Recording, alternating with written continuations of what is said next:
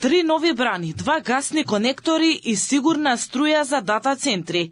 Премиерот Христијан Мицкоски од Давос порача дека Македонија се позиционира како сериозна енергетска дестинација за светските инвеститори. Тој ги најави 3 големи хидроенергетски проекти на Црна река, како изградба на 2 нови гасни конектори. Со тоа капацитетот за снабдување со гас ке се зголеми на 8 милиарди кубни метри годишно. Целта, како што рече Мицкоски, е Македонија да има стабилна енергија за дата центри и развој на вештачка интелигенција, што е клучно за привлекување странски инвестиции. In that regard, we are building one gas interconnector with Greece, and now we are starting to build a gas interconnector that will connect my country with Serbia. What does this mean? We will increase the capacity of gas up to 8 BCM annually. So far, we are consuming half BCM annually, which means that thousands of megawatts installed capacity gas-fired power plants can supply a new data centers with the electricity. This is one pillar, for example, and all institutional risk we are accepting as a government. This is something that we are able to provide for the investors as incentive.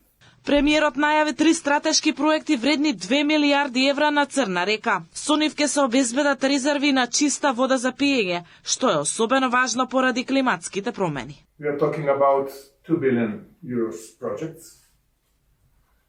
Those projects are for us very important, not just to produce electricity only, but those 3 projects are strategically important for us, but not only for us, for the region in overall. We are talking about 3 big scale dams that will create 3 big reservoirs of very clean drinking water. Учеството на македонската владина делегација на Светскиот економски форум во Давос ќе донесе конкретни позитивни резултати со нови инвестиции и засилена позиција на меѓународната сцена, велат од владата.